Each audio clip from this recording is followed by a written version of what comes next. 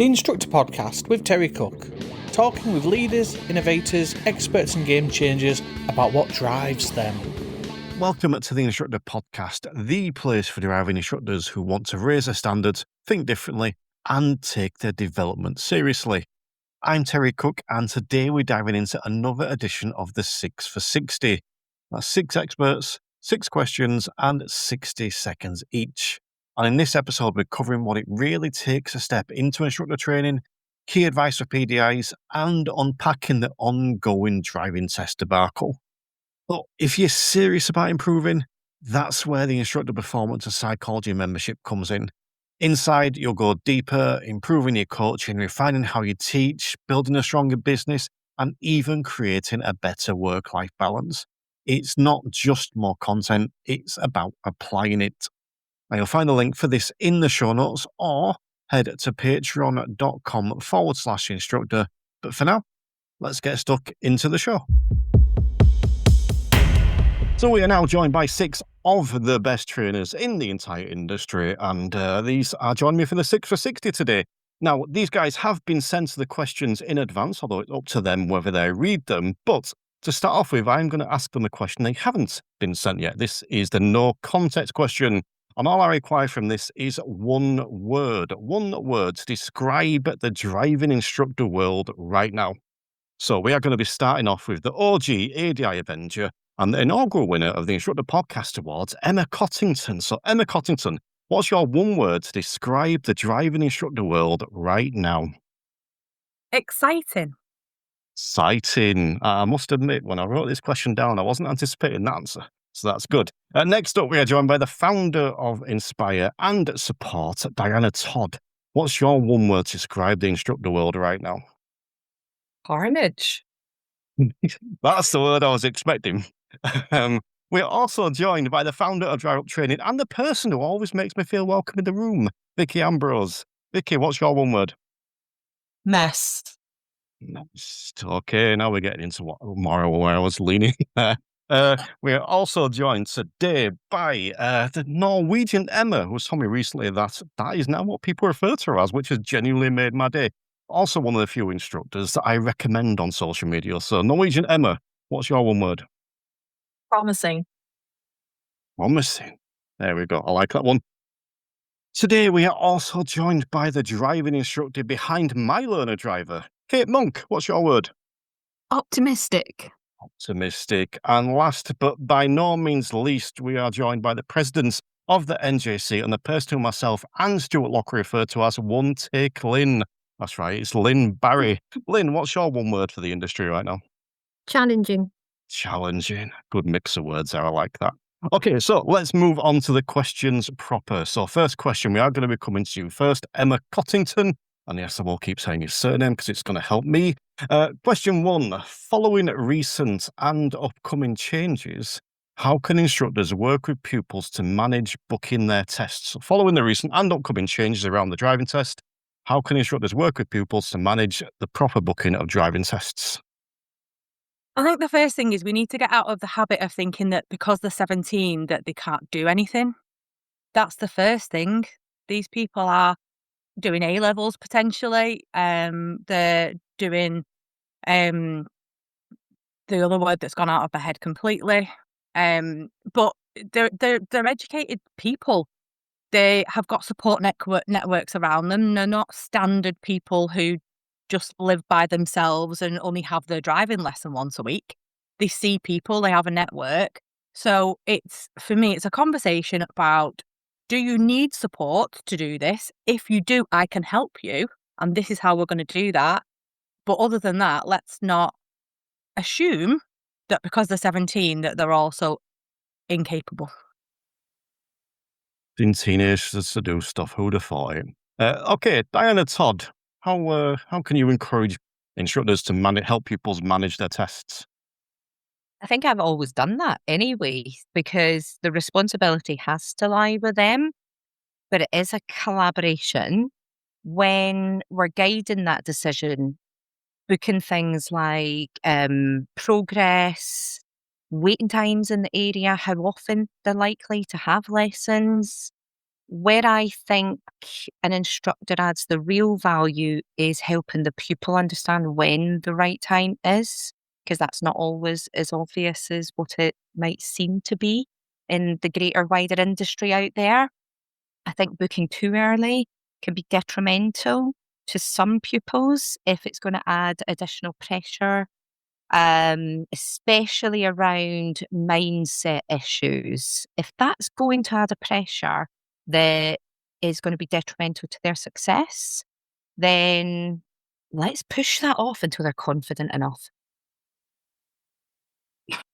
So, like 59 seconds, we're liking that. Okay, Vicky, what are your thoughts on this? Um, because of where I live, being in London, we've, we have a lot of test centres around us. And one of the things that we have quite a few of is test swap groups. And I've always supported the students in booking their driving tests in the main. I have done that. But this is something that the onus is going to need to be put onto them, is for them to understand the situation, not only that they're in, but we are, as an industry, are in, full stop. And as it's already been mentioned before, that it's working, as Diana said, collaboratively with these students, working together with them. So we can still continue to swap our tests, which we have often done, but we're going to have to connect the students in some shape or form without crossing certain lines of GDPR. As long as that's followed, then yeah. One tea at a time, I like it. But imagine working with your student. These are crazy ideas. Norwegian Emma, what are your thoughts? I think realistically, our roles probably isn't changing that much. But I would say just be open in your communication, make sure that the students know what, post-test readiness actually looks like. Have them look beyond just the test. And yeah, do more of what we already do, hopefully. Make sure that they feel empowered and making good decisions. In my membership, people get bonus points when they bring pets onto Zoom. So Norwegian Emma gets bonus point for the cat today. Okay, so following recent and upcoming changes, how can instructors work with pupils to manage booking of driving tests? Kate Monk, what are your thoughts? I think it's really important that we manage their expectations from day dot, from the first phone call, that this isn't a quick process, this is going to take quite a while, and that being not just ready for the test, but ready for life beyond the test is more important than anything else. But it's not just the learner expectations that need managing. I think we all get those parents who are pushing for test, when will they be ready? And so having those conversations quite early on with the parents as well as the learner to make sure that they realise this is going to take a while.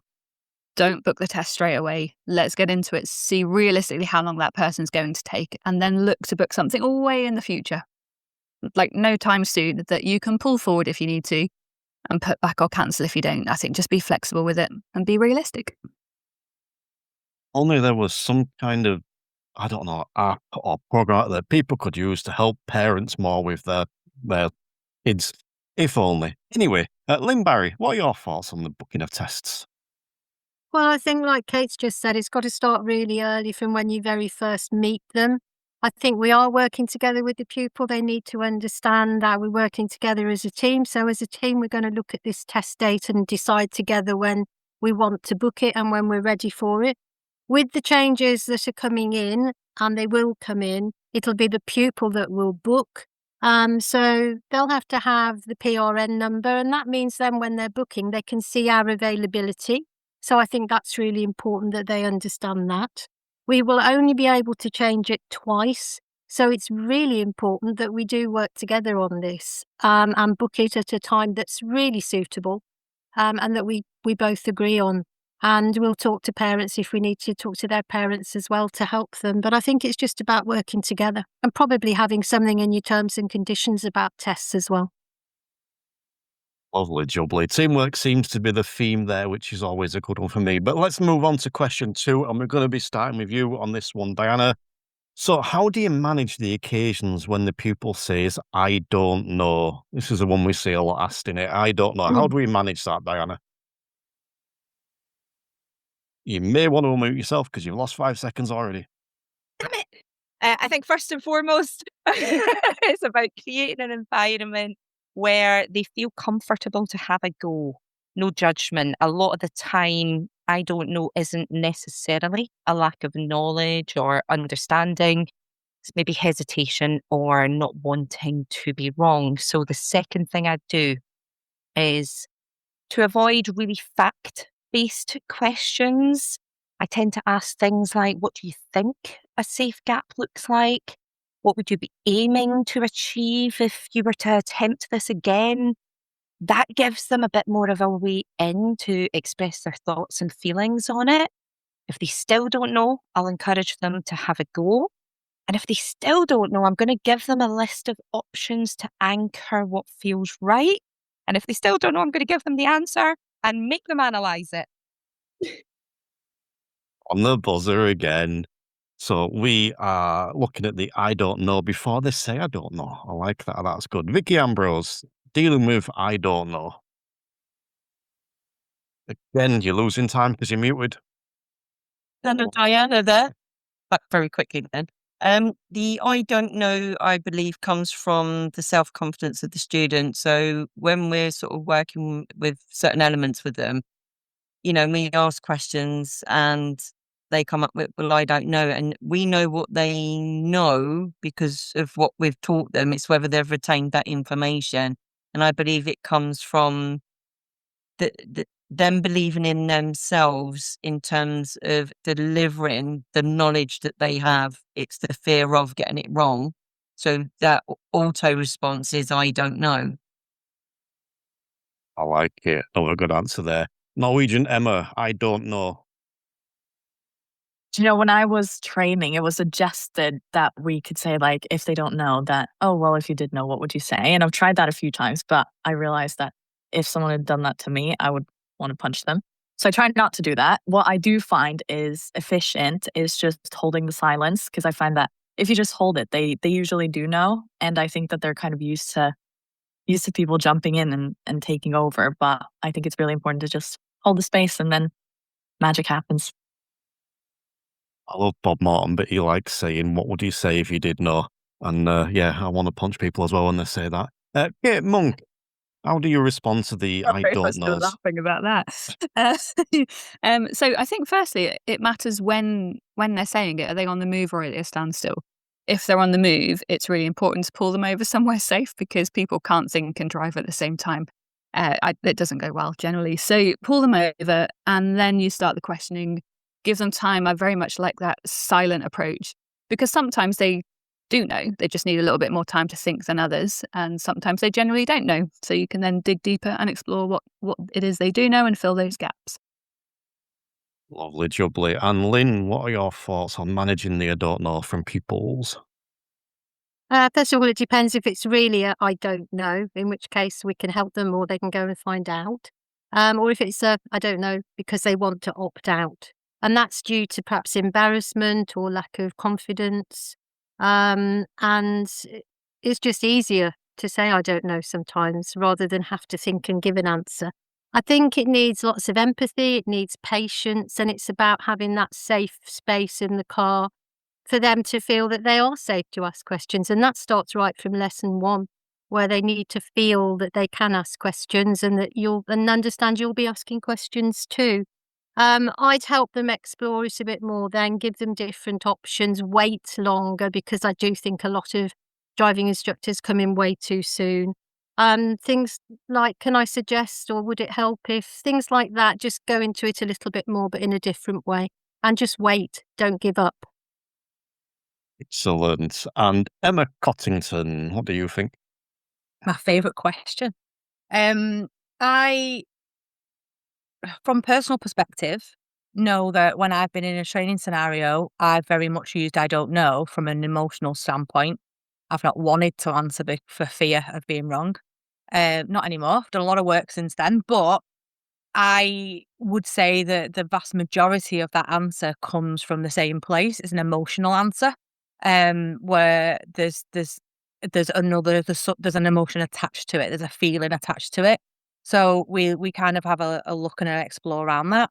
as everybody probably here knows, I love a good mind map. So that tends to come out when we get a don't know, so that we can explore around it in that point. And then another thing I tend to do when I get a don't know is to check me as well.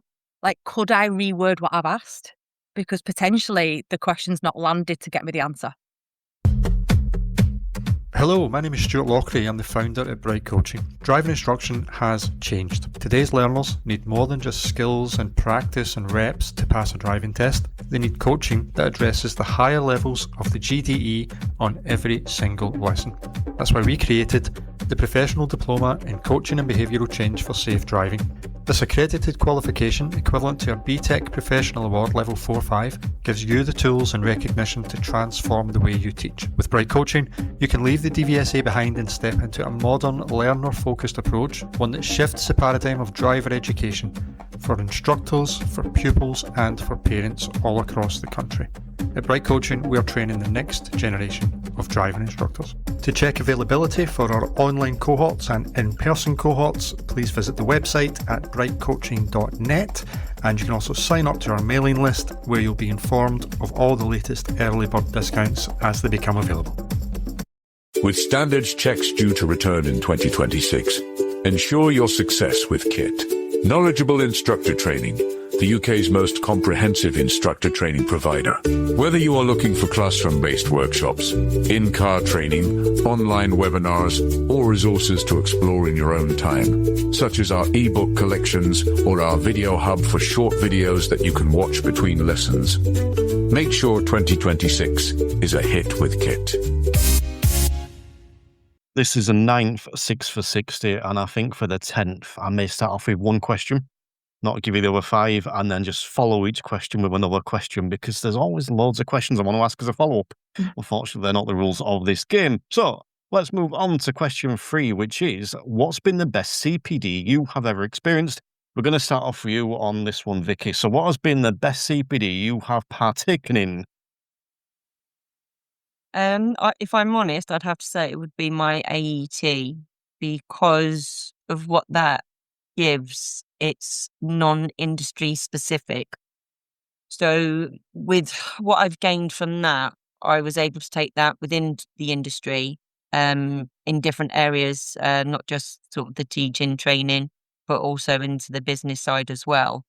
But in other areas of my life, allows me to sit back raising 4 children, coaching children rather than just telling my children to do this or to do that. So I think that gave me the wider kind of zoning of that, I suppose. And you've got 15 seconds left, so in that time, do you want to tell me what AET stands for? Award in Education and Training. Excellent. Yeah, something that not instructor related, but ties in nicely. That's good. Norwegian Emma, what's been the best CPD you've partaken in? Do you know, the best CPD event I have ever been to was this year's convention in Milton Keynes. I thought it was absolutely fantastic. I wasn't thrilled last year. I found last year was a bit classroom heavy. This year was literally bang on the money. I enjoyed every single thing. It was nice to have presentations. First of all, the presentators were amazing. And then secondly, it was things that I felt were really actionable, and it's things that I was able to actively put into practice literally the day after. I thought it was amazing. Got a little bit of time left, so there is a correct answer to this. Who were the best presenters on the day?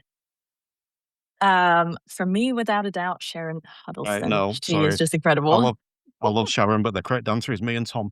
Let's move on to Kate. Tell us about your favourite CP. I have to start all of my sessions with a giggle because of what Emma's saying. So for me, it was my Train the Trainer. I did a 1-to-1 4-day course. And I think because when I started my role, my training, it was with a well-known driving school, and I perhaps didn't get the best of introductions to everything and had to seek a lot of extra help. And it was before client-centered learning came in.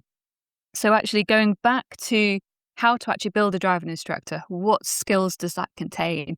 Am I doing it right?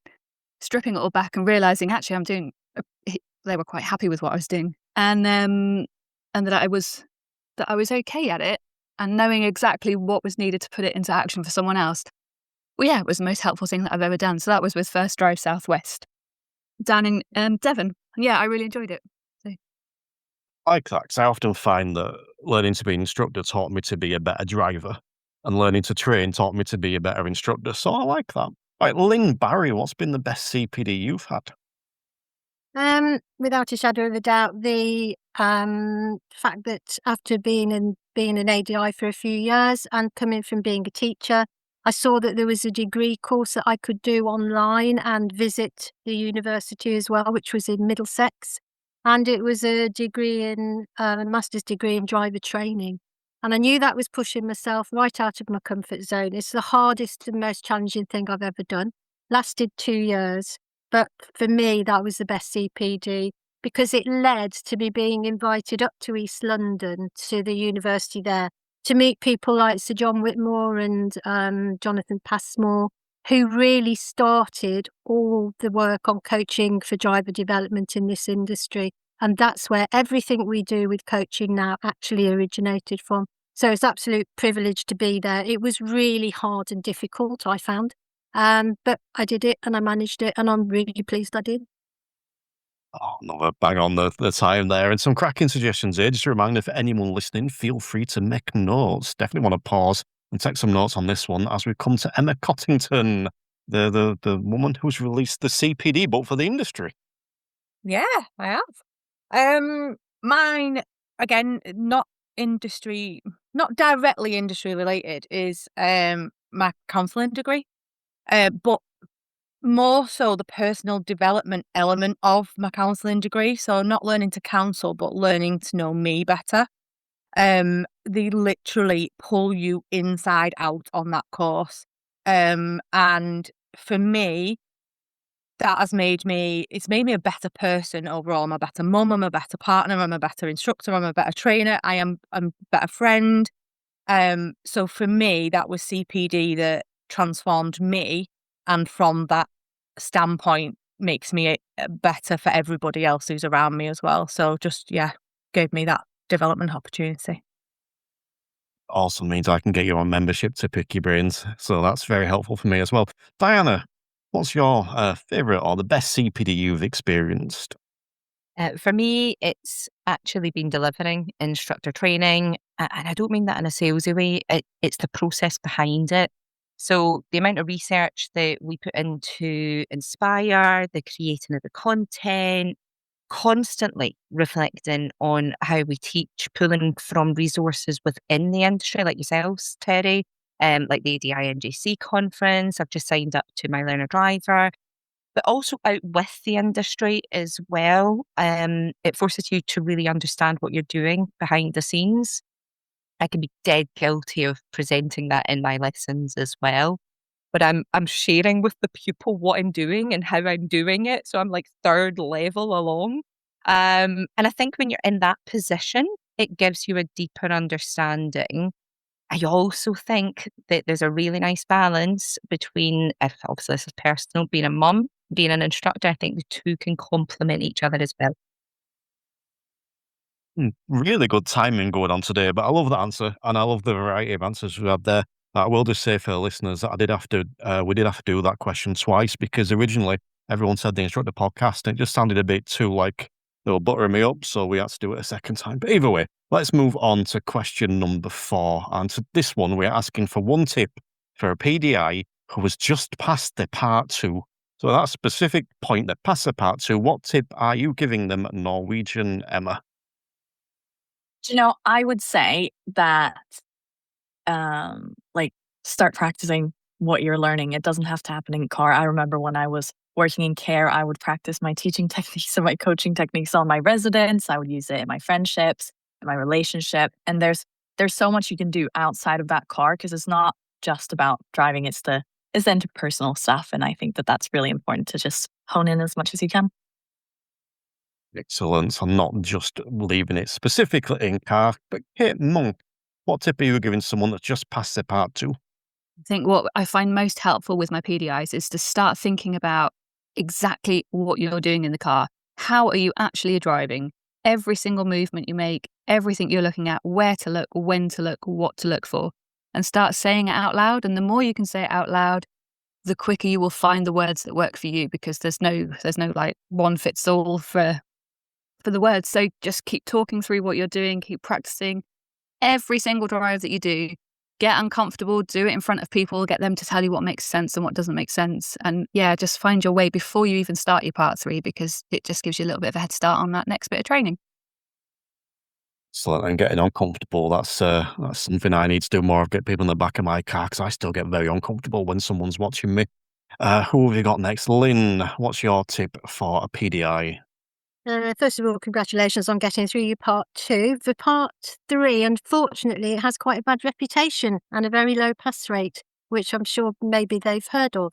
However, my tip is that if you're prepared to really work hard and to persevere with that work, put effort in, and you can find a good trainer, then it's quite possible to get through your part 3 and to actually enjoy doing it along the way. I'd say that every hour that you do with your trainer, you need to do at least as much again, if not more. So it's really about the effort and hard work that you're prepared to put into it. So my tip is that you need good resources and need to be prepared to work hard with your part 3 to be successful.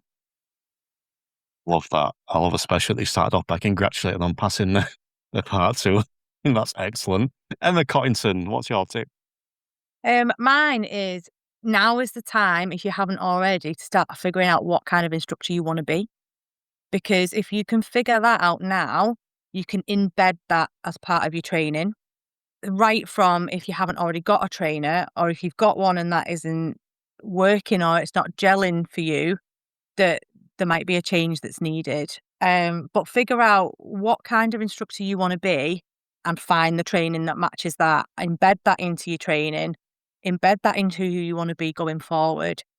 Because not only is that a skill to set you up for how you want to be, but it's also going to be a good way of you working out how you can help your learner be the driver that they want to be as well.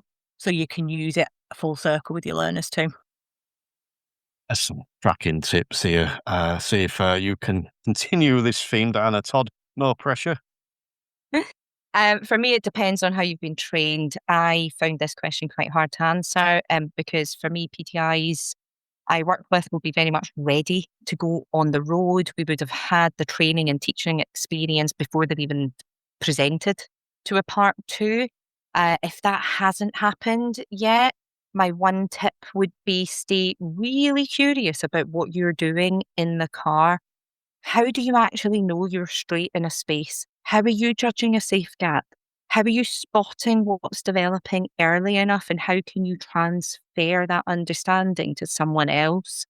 Because the pressure changes in order for you to articulate those words nicely. The other thing I would say is don't just follow the masses with the next step. The pink badge isn't right for everyone. And unless you can commit to actually continuing your learning, that might not be the right stage for you. But I'm going to stop mid-sentence. I think when someone says it's a difficult question to answer, that either means it's a good question or a bad question. I'm not willing to find out which. So let's move on to Vicky. This is the last tip of the day for PDIs, so make it a good one, please. Following on from Diana's commitment, I think they need to be, my tip to them would be they would need discipline, self-discipline, self-motivation. They need to be self-driven. What they've signed up for is a lifestyle choice, not to go out, get in the car and be Vicky driving and then, oh, right, I'm going to be an instructor now because I'm delivering a driving lesson. I just always believe it is a lifestyle choice. It's not one of them things it's not a switch. Just be dedicated to what you do and find who you are and where you sit in what you're doing. But motivation, self-discipline, 100%. Love that. 6 excellent and varied tips for PDIs there. So, yes, I would, if you're a PDI, listen to this at any stage, take note of those and potentially share it to others as well. Hello, my name is Stuart Lockery. I'm the founder at Bright Coaching. Driving instruction has changed. Today's learners need more than just skills and practice and reps to pass a driving test. They need coaching that addresses the higher levels of the GDE on every single lesson. That's why we created the Professional Diploma in Coaching and Behavioural Change for Safe Driving. This accredited qualification, equivalent to a BTEC Professional Award Level 4-5, gives you the tools and recognition to transform the way you teach. With Bright Coaching, you can leave the DVSA behind and step into a modern, learner-focused approach, one that shifts the paradigm of driver education for instructors, for pupils, and for parents all across the country. At Bright Coaching, we are training the next generation of driving instructors. To check availability for our online cohorts and in-person cohorts, please visit the website at brightcoaching.net, and you can also sign up to our mailing list where you'll be informed of all the latest early bird discounts as they become available. Worried about your Part 3 or standards check? Can't seem to get it right? Knowledgeable Instructor Training have the kit that you need. Classroom-based CCL workshops, our 2-day in-car rescue kit, and our video hub are specifically designed to not only help you to pass the tests, but to also give you what you need to deliver great CCL lessons. Whatever it is that is the missing bit, Knowledgeable Instructor Training has the kit for you. But we are going to move on to question number 5, and we're going to start off with you for this one, Kate. And the question is, what advice would you offer an ADI who wants to start training instructors? What advice are you offering an ADI that wants to start training instructors?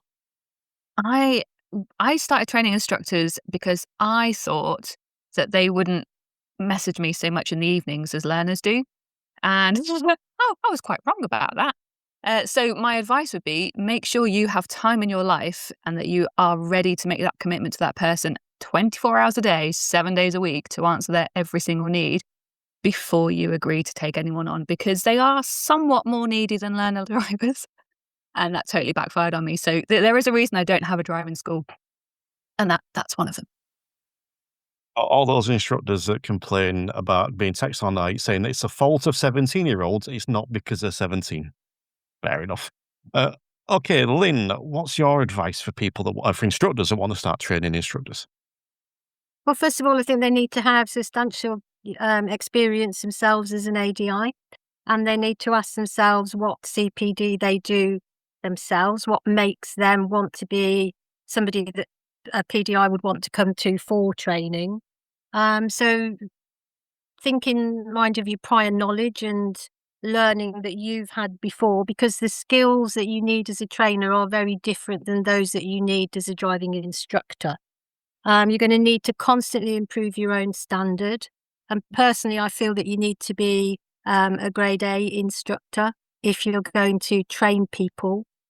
And I think that you need to fully understand all 3 parts of what you're going to be teaching. And as already been mentioned, you will need to have resources. You're going to need to have a package for how they're going to do that and how you're going to monitor it and record it. There's a lot more to it that needs looking into before you start.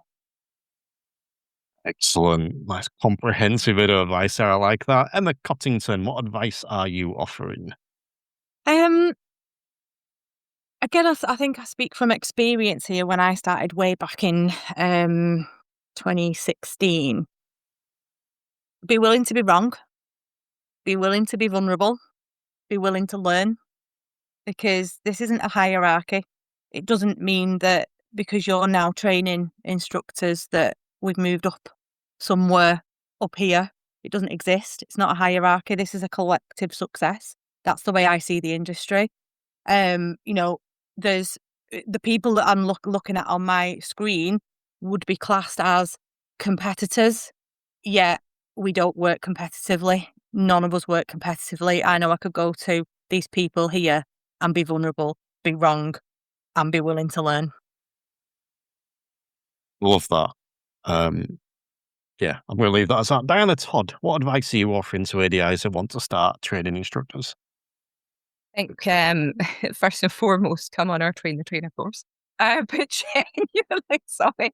It gives you the foundations to do it properly. So following on from what Lynn said, the biggest thing you've got is you've got to be able to walk the walk and not just talk the talk. So that's why I would suggest almost dipping your toe in the water in advance to see what that looks like. Invite PDIs, ADIs into the back of your lessons. Provide them with an opportunity where they can observe your lesson and structure that CPD for them. So I get them to focus on key things like, who's setting the goal here? Who's deciding that level of support? Is the level right? Are we tweaking it? At what point are we tweaking it? And was that communicated? And did you feel safe throughout? Because they're the core competencies running through everything, and they need to understand what they look like. I feel like you, Diana Todd, may be the new Chris Benstead. Chris is very good at hitting the timer or running slightly over, and also remarkably good at slipping in self-promotion into many of the answers he does. I may be muting you in future. We'll see. Vicky Ambrose, what's your advice? Test the waters. See what trainers you've got around locally and in the distance. I would ask to come and observe a trainer in action, training a trainee, delivering a driving lesson, but not just kind of like stick to one, kind of like, put the feelers around and as Emma was saying earlier, you can reach out to different people. It's not this hierarchy thing going on. It's on the level, and these people are there to help you as well. And don't fear asking a question that you may feel is a stupid question, because if you don't know the answer, you need to know the answer. You're asking the question for a reason. That's pretty much it. Do you know what? I like that, and I'm going to back that up and also back up what Emma Cotton said earlier in that just with the people on here today. I know that I could reach out to any of you guys and ask you a question, be more than happy to answer, as you're doing today with 6 of them. So, don't be afraid to ask people, but we're going to come to Norwegian. Emma, what's your advice? I'm still so new, so I feel like I'm very much living this. But what's most important for me, has been and continues to be, is having trainers that I trust to continue to guide me. You're not a finished product just because you've done the trainer. And I'm really lucky to be surrounded by a bunch of people who want to be better, do better, and who are also really, really willing and helpful when it comes to making me better. And I think that that's what's been most important for me is having people that I can turn to. Trainers that you trust. Imagine that. And obviously there's a slogan there somewhere as well, I think. All right, so question 6, and we're going to be kicking off for you for this one, Lynn. So the question 6, should we be training PDIs? Should we be bringing in PDIs considering the limited availability of tests and the current broken system? There's no doubt that there's far more PDIs coming in wanting to take the qualification process than we've ever had before. I think there's different reasons for that, but it's a huge number. And so it does beg the question, are we doing the right thing to keep letting people come in? But to be honest, we can't really stop people because we can't close the register. Legislation would have to be changed in order to do that. So there is no question of shutting the register down. And also we might miss some really good people by doing that anyway. But what I do think we need to do, when I say we, I mean DVSA as well, is be honest with people and upfront with people about how long it's going to take in order to actually do this training. It's not something that's going to be done as a quick fix. It could take 18 months, 2 years, but it is possible to get through it. But we need to be honest with them from the start. And being honest with PDI is another remarkable concept that, would be lovely if everyone took. Emma Cottington, do you want to do this, or shall I just play our voice notes from the other day? Just play that. That's all I'm going to say anyway. No, I think for me, there's similar to what Lynn said in the fact that we could miss some really good people. And I think the current wait times anyway are going to filter out the people who aren't dedicated and committed anyway. People will walk away if they're not fully committed. This took me back to a quote from a book by Brad Blanton called Radical Honesty. It sits literally in front of me on the desk. And the quote is, telling the truth about your thoughts and feelings rather than filtering or avoiding them is the fastest path to genuine connection, personal freedom, and emotional well-being. And this is my life mantra for anyone. I am radically honest with people, including anybody who's going to sign up as PDI for whatever, whether it's a personal issue, a business issue, a friendship. Radical honesty is where this begins, and then people can choose what they want to do from there. Another tick in the honesty box. Diana, Todd, what are your thoughts here? Yeah, I think I spend my first meeting with PDIs almost putting them off the process, but not on purpose, but, basically giving them a realistic picture. But absolutely, I think everyone deserves a chance at the opportunity to go after the career that they want. We also have to be realistic with the system that we're working in. I think one thing I want to plant a seed on is we all, if you are successful in the prior attempt, you are guaranteed an attempt at part 2, and you are then guaranteed an attempt at part 3, regardless of the wait times. So for me, that just raises the standard of how we need to prepare people in the first place. Don't aim for a second attempt. Don't rely on, I'll get it next time, second badge, third badge, what have you.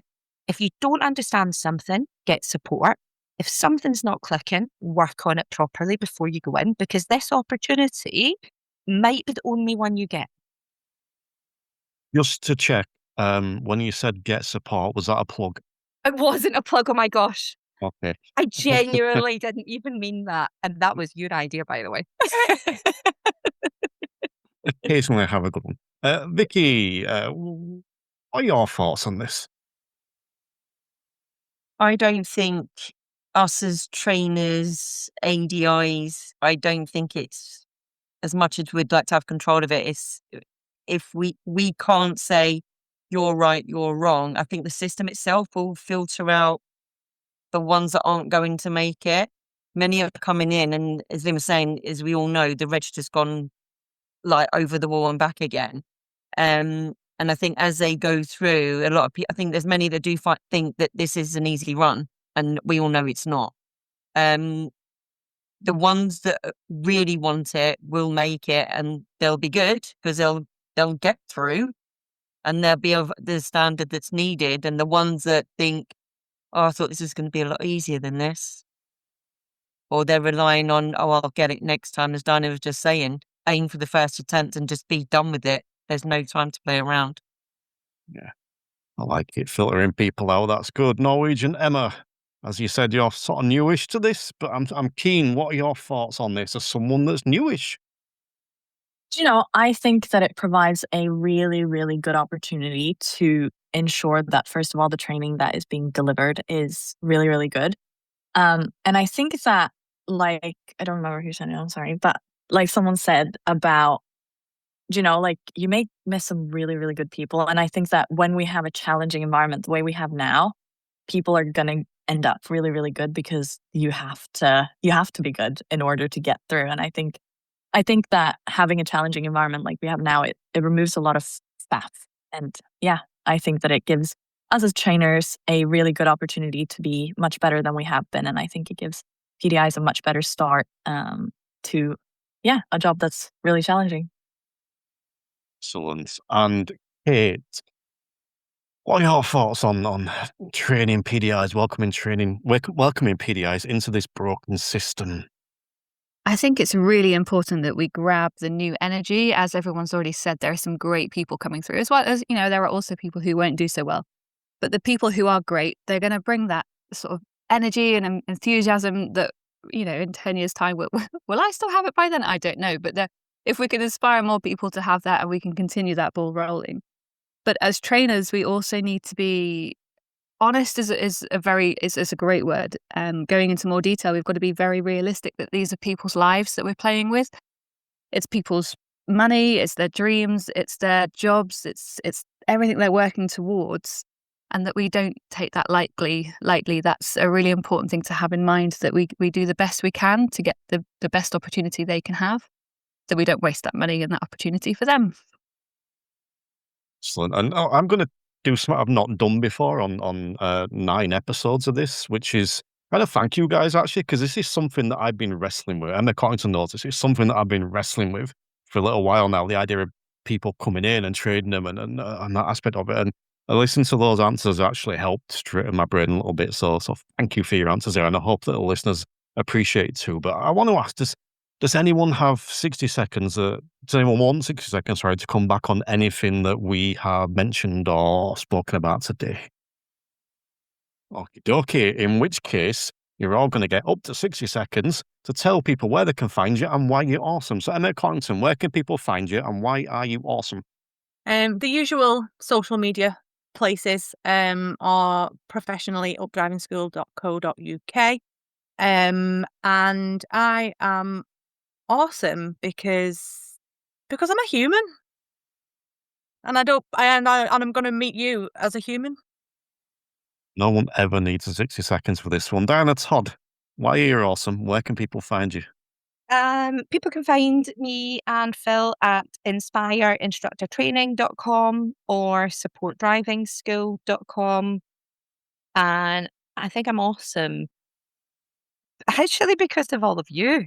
I think yous are just fan-dabby-dozy. And I think you make me want to be a better human as well. I genuinely care. And just to go back to what Emma had said earlier, I aspire to be more like the people in this room today, giving back. And I'm going to take my full 60 seconds because I feel like I've rushed everything else. Well, you're the first person ever on the podcast to use the word fan-dabby-dozy. So, I know. I thought I might be. Vicky, where can people find you? Why are you awesome? Find me up, Drive Up Training, along with Kim Gibson, Charlie Hodgson, Tom Stenson, who you obviously find everywhere. Why am I awesome? Because I associate with many different people within the industry, but also outside the industry.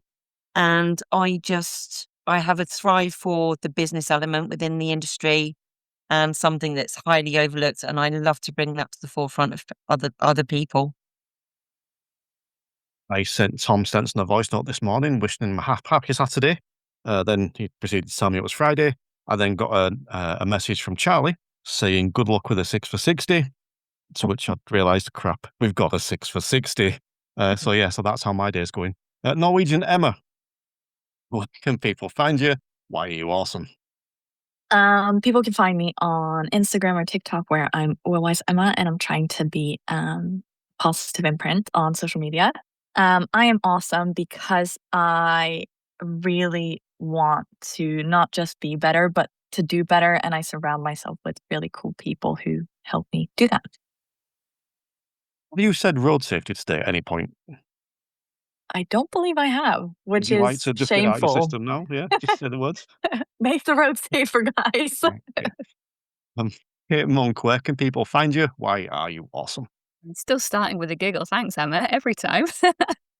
So I have founded My Learner Driver, do people still say that? mylearnerdriver.co.uk.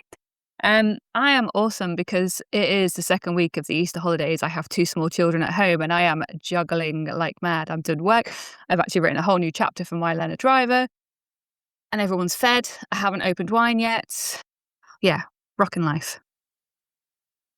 They have 0 kids, and I most definitely am not rocking life. Let's move on swiftly before I say any more. Lynn Barry, why are you awesome, and where can people find you?